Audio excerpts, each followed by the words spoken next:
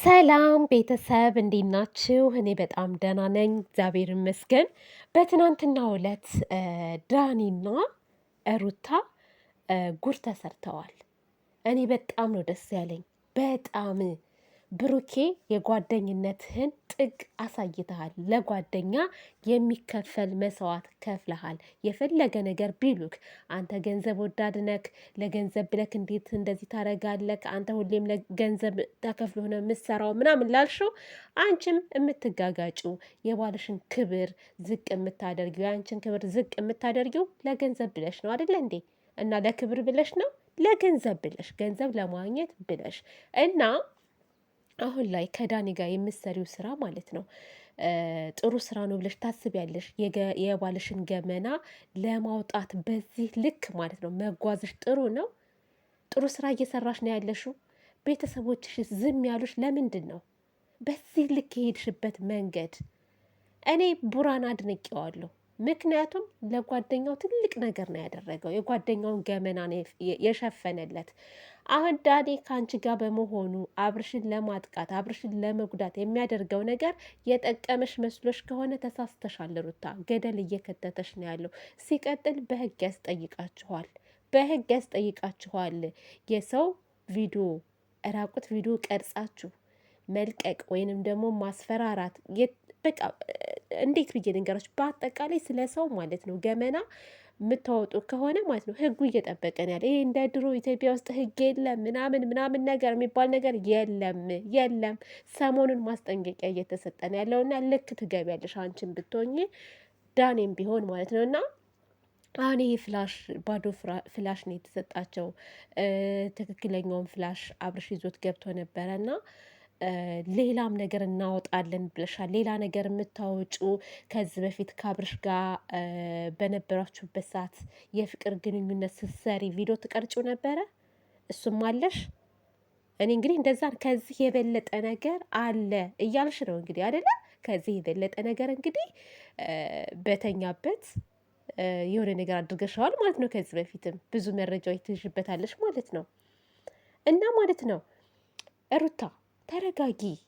መረጋጋት የሚባል ነገር እኔ ምንም አልፈጠረብሽም። አሁን ላይ በተለይ በጣም ትቅለበለቢያለሽ፣ ትጮሂያለሽ፣ በጣም ነው የምትጮሂው። እና ለራስሽም ቢሆን እንዴ ቆም ብለሽ አዳምጪ እንጂ በዚህ ደረጃ መሄድ የለብሽም። የማትፈልጊው ከሆነ እኮ መተው ነው እንጂ እንደዚህ ይዤብሃለሁ፣ እንዲህ አድርግሃል፣ አንተ እንዲህ ነክ። ለምን ዳኒን አግብተሽው አትኖሪም? ከዚህ ሁሉ ጣጣ ማትፈልጊው ከሆነ አብርሽን ትተሽው። አሁን ከዳኒ ጋር አይደለ ወደዚህ ወደዛ የምትይው? አብርሹ አይደለ ያለሽው? የሚስማማሽ ከሆነ ከአብርሽ የተሻለ ነው ካልሽ አግብተሽው ለምን አትኖሪም? እሱን ለመበቀል አሁን በአብርሽ ሆነሽ ደፋ ቀና እያልሽ ነው አይደለ እንዴ? በዛ ላይ አጸያፊና አስነዋሪ ነገር ነው እያደረጋችሁ ያላችሁት ሁለታችሁም ብትሆኑ ማለት ነው። ምንም ጀግና አይደለችም። ጀግና ትበሉ ደግሞ አንዳንዶቻችሁ ሩታ ጀግና እንዴ! የባሏን የራቁት ቪዲዮ ቀርጻ የምታስፈራራ ሴት ጀግና ናት እንዴ ለእናንተ? እኔ እንዴት እንደምታስቡ እኮ አላቅም። ስለዚህ እናንተም ባላችሁ እንደዛ ነው የምታደርጉት ማለት ነው። እኔ በጣም ተገርሙኛላችሁ።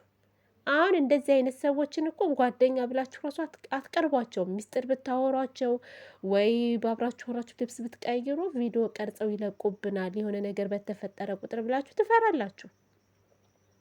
እና ልትቃወሙ ይገባል። ተቃወማችሁ ማለት ሩታ እረፊ ማለት ጠላችኋት ማለት እኮ አይደለም። እንድትስተካከል ነው የምታደርጉት፣ እንድትስተካከል እና በጣም ነው የሚደብረው። ያስጠላል። እውነት አብርሽ በጣም ትዕግስተኛ ወንድ ነው። በነገራችን ላይ የዋህ እንደ አብርሽ የዋህ የለም። በየዋህነቱ ነው እየተጫወተችበት ያለችው 100%። በየዋህነቱ ሌላማ ቢሆን ጠፍጥፎ ይጥላት ነበረ። እንደዚህ አይደለም ይዛበት ቀርቶ ማለት ነው። በዛ ላይ በገዛ ቤቱ ወንድ እያስገባች የማንንም ወንድ መደንፋት፣ ማስፈራራት ምናምን። ዳኒ አርፈ ብትቀመጥ ይሻልሃል። አላርፈም ካልክ እንግዲህ ባለፈው አይተሃል እንዴት እንደቀጠቀጡት ማለት ነው። ትቀጠቀጣለህ፣ አሁንም ትቀጠቀጣለህ። እኔ ከእውነት ጎን ነው የምቆመው። በአሁን ሰዓት አብርሽ ጋር ምንም ጥፋት የለበትም። እንደውም ምንም ጥፋት የለበትም። ጥፋት እየሰራች ያለችው እራሷ ናት።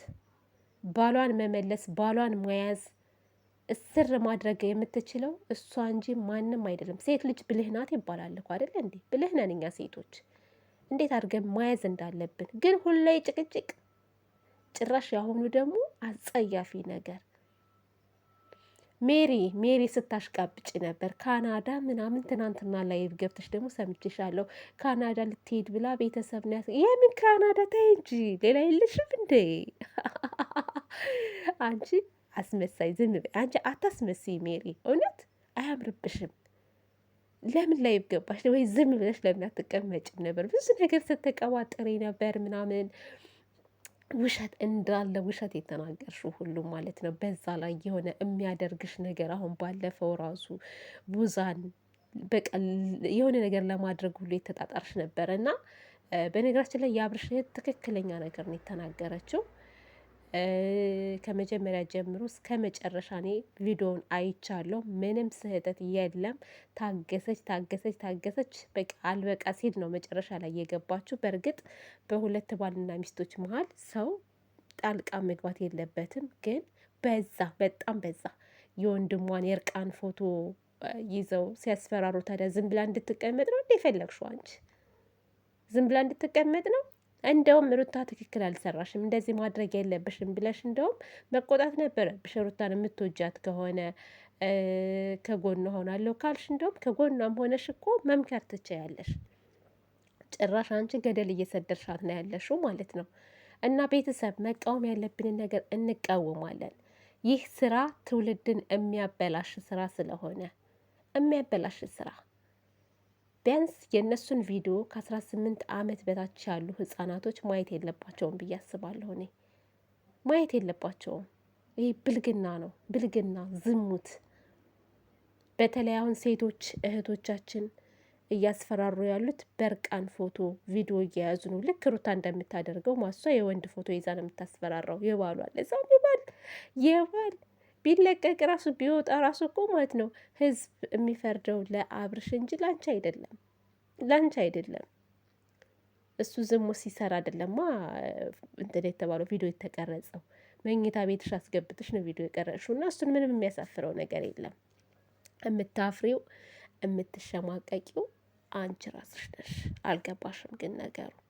ስለዚህ ወደ ራስሽ ብትመለሽ መልካም ነው ብዬ አስባለሁ። ሩታ አትቅለብለቢ፣ ተረጋጊ። ልክ እንደ ሴት ልጅ እንደ እናት ሁኚ፣ እንደ እናት ሁኚ። ወልደሻል እኮ አይደለ እንዴ? ሰበር ቤት ትንሽ ምንድነው እንደዚህ የሚያደርግሽ? እና ውዶቼ ማሮቼ የዛሬው ቪዲዮ ይሄን ይመስላል። በሌላ ቪዲዮ እስከምንገናኝ ድረስ መልካም ጊዜ ይሆንላችሁ። እወዳችኋለሁ፣ አከብራችኋለሁ። ቤቴን እንግዲህ ጎብኝት አድርጉት።